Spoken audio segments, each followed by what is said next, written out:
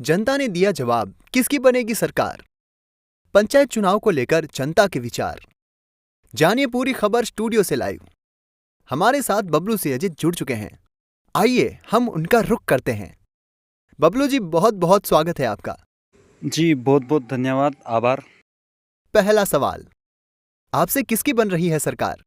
देखिए, एनडीए को बहुमत ज़्यादा मिला है, नंबर ऑफ सीट ज़्यादा मिली है, तो मान सकते हैं कि इस बार मोदी जी एक बार फिर से रिपीट हो रहे हैं। तो क्या आप इंडिया एयरलाइंस के समर्थक में हैं, चूंकि आप आम आदमी के कार्यकर्ता हैं? अगर आप इंडिया एयरलाइंस के समर्थक में हैं, तो आपने निर्दलीय प्रत्याशी का साथ क्यों दिया? बिल्कुल, मैं इंडिया एयरलाइंस के समर्थक में हूँ।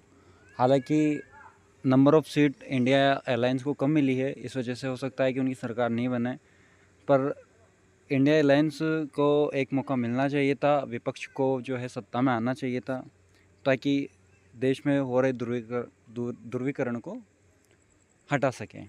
और रही बात निर्दलीय प्रत्याशी का साथ देने की, तो उसमें कहीं ना कहीं बड़ा रोल हमारे समाज का रहा है, राजपूत समाज का रहा है।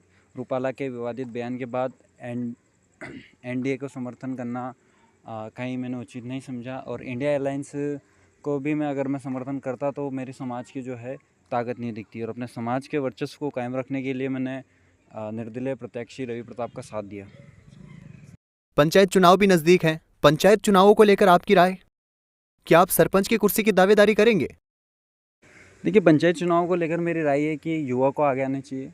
युवा अगर आगे आएगा तो नई सोच पंचायत में स्थापित होगी, और वो बेहतरीन तरीके से पंचायत का संचालन करेगा और हर गांव में बेहतरीन सुविधाएं उपलब्ध कराएगा। रही बात मेरे चुनाव लड़ने की, तो वर्तमान में मैंने ऐसा कुछ सोचा नहीं है, और ना ही मेरी ऐसी कोई मंशा है कि मैं आगे आऊँ। भविष्य में आप कोई चुनाव लड़ना चाहते हैं? अगर आप चुनाव नहीं लड़ना चाहते, तो राजनीति गलियारों में इतनी भागदौड़ क्यों? इसके पीछे का क्या कारण है? देखिए, मैं भविष्य की कल्पना नहीं करता हूँ, वर्तमान में जीने वाला व्यक्ति हूँ। वर्तमान में मैं किसी तरह के चुनाव में भागीदारी नहीं ले रहा हूँ।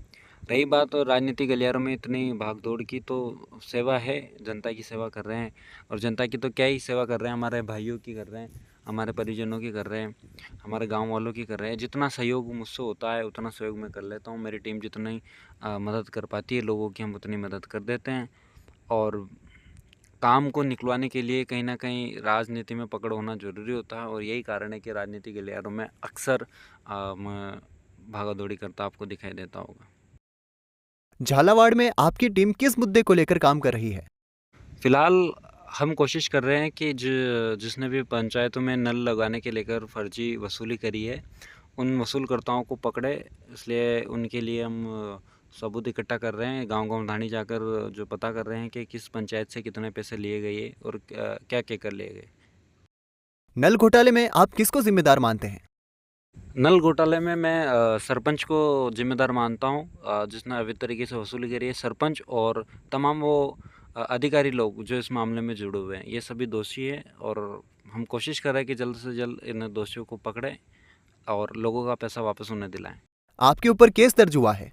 इसको लेकर सोशल मीडिया पर एक रील चली थी। इसके पीछे की क्या कहानी है?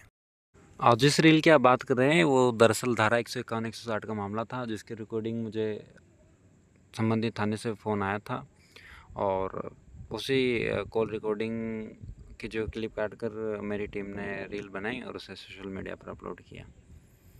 बबलू सिंह जी, आपका बहुत बहुत धन्यवाद हमसे जुड़ने के लिए। जी, आपका और आपके दर्शकों का भी बहुत बहुत धन्यवाद, जिन्होंने अपना कीमती समय मुझे दिया। आशा है कि मैंने आपके सभी सवालों के जवाब सही